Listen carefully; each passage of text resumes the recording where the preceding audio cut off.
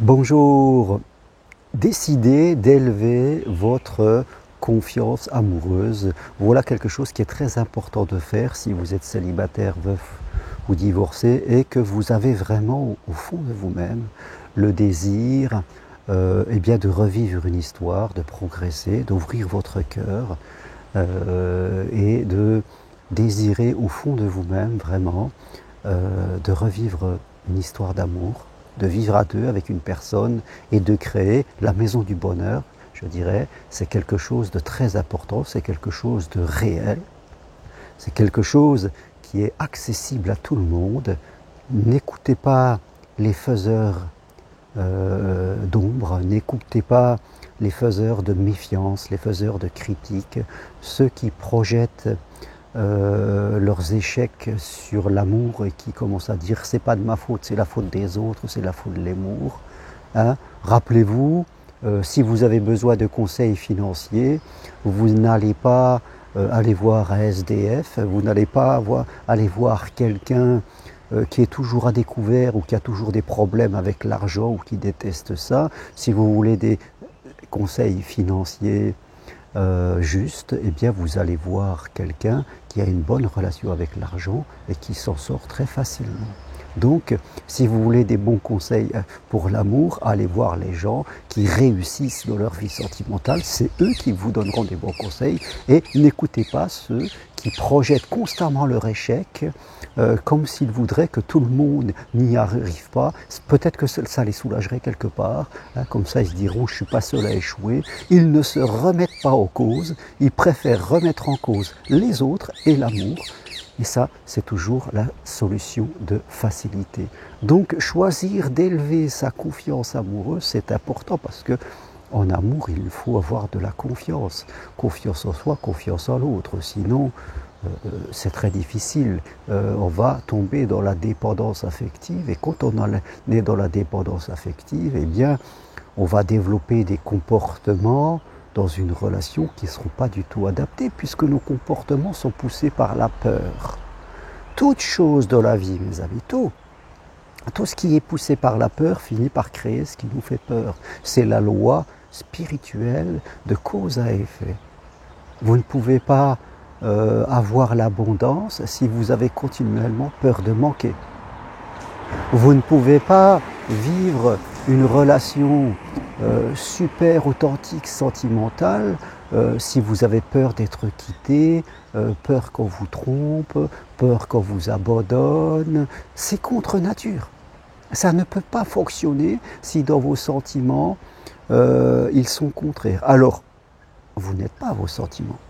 Vos sentiments, vos émotions sont dans votre inconscient, qui est votre mémoire, et peut-être que votre inconscient, lui, eh bien, il a intégré de fausses croyances, de fausses idées, de fausses interprétations, parce que vous avez soi-même vécu une histoire, des expériences malheureusement négatives, où vous avez vu vivre autour de vous des expériences négatives, ou alors on vous a dit que ça ne marcherait pas. Bref, vous avez intégré des mauvaises idées dans votre mémoire. Mais votre inconscient, votre mémoire, vous pouvez toujours, si vous faites un travail, le reprogrammer tout doucement, patiemment. C'est ça le travail que l'on doit faire. C'est pas intellectuel, c'est travailler sur nos émotions. Donc, ce qui est important déjà, c'est la prise de conscience. Les gens qui n'ont pas confiance en amour, qu'est-ce qu'ils ont? Souvent, ils vont développer deux types de comportements. Ils vont, eux, se suradapter aux autres, c'est-à-dire, comme ils sont poussés par la peur d'être quittés, d'être abandonnés, d'être rejetés, eh bien, ils vont se suradapter à l'autre en lui faisant toujours plaisir, en étant très attentif si l'autre est content, parce que voilà, faire plaisir à l'autre, c'est qu'il nous aime. Il va rester si je lui fais plaisir. Et souvent, je tombe dans l'excès là-dedans, et je commence à faire trop de choses, et l'autre finit par s'ennuyer avec moi, parce que je manque d'identité, parce que je suis toujours trop attentif à ses besoins à lui, voilà, parce que je vais devenir quelqu'un d'ennuyeux, parce que je ne vais pas l'intéresser, parce que je ne fais rien d'intéressant. Donc il va finir par me quitter, j'ai créé. Donc les gens qui se suradaptent à l'autre, et puis d'un autre côté, les gens qui demandent à l'autre de continuellement se suradapter à moi, c'est-à-dire Voilà, ils vont me demander d'être comme ça, de développer tel comportement, de faire telle activité. Voilà, ils vont me mettre plein d'exigences, ils vont me demander à moi de me suradapter, tout simplement parce qu'ils ont peur là aussi d'être trompés, abandonnés, quittés, trahis, que sais-je. Donc ça va être un petit peu le contraire, et puis la personne, bien à un moment, elle en a marre parce qu'elle vit en amour, elle n'a pas envie de vivre avec l'inspecteur Colombo à la maison qui va nous surveiller tous les jours. Donc voilà les deux cas extrêmes qu'on rencontre le plus souvent, et parfois on passe de l'un à l'autre. Au début on est trop gentil, puis après on devient trop contrôlant, en réaction, en compensation.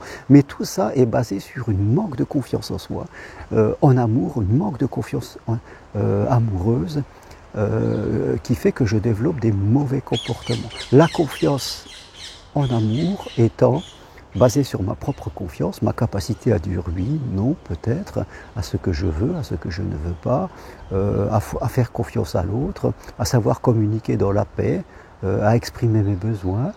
S'il se passe quelque chose, eh bien, à en parler sans pour autant critiquer l'autre, sans se plaindre ou sans contredire l'autre. Voilà, à parler et à ne pas constamment refouler parce qu'on va prendre le risque de péter un câble et de faire n'importe quoi après. Voilà ce qu'est la confiance amoureuse.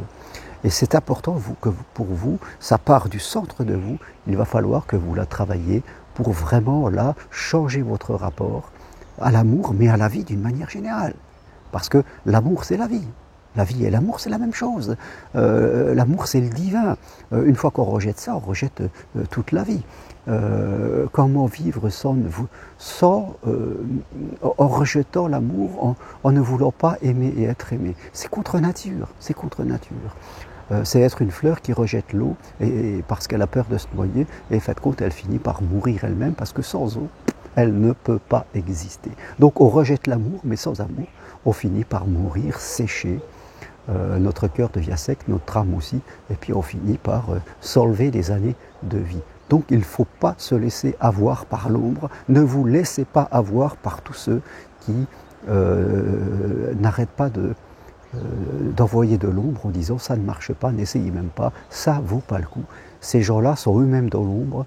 Voilà, n'écoutez pas les conseils des SDF si vous voulez avoir de bonnes finances. Voilà ce que je veux partager avec vous aujourd'hui. Et si vous voulez aller plus loin, eh bien, prenez une consultation avec moi, c'est possible à distance. Et je me ferai un plaisir de vous apporter des clés d'évolution pour vous permettre de progresser. Si vous êtes célibataire, veuf, divorcé, et que vous voulez vraiment attirer l'amour, suivez mon programme En route vers l'amour, un programme en 4 séances où vous recevez des fiches, des MP3 à écouter, et on a 4 rendez-vous ensemble en visio et je vous apporterai tout ce qu'il faut. C'est un rendez-vous, c'est un petit programme qui coûte 200 €, 4 rendez-vous à 50 €, qui peut s'étaler sur 3-4 mois.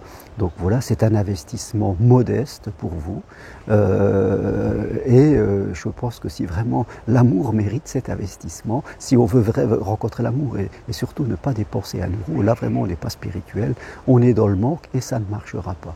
Et si vous voulez accompagner les autres et faire du métier de psychopraticien, voilà, un projet de vie pour vous, bien, et que vous cherchez une formation un peu différente des formations qu'on voit classiquement, eh bien, suivez mon enseignement 100% individuel, 100% possible en visio de chez vous, et je me ferai un plaisir de vous apporter toutes les clés pour exercer ce superbe métier de psychopraticien.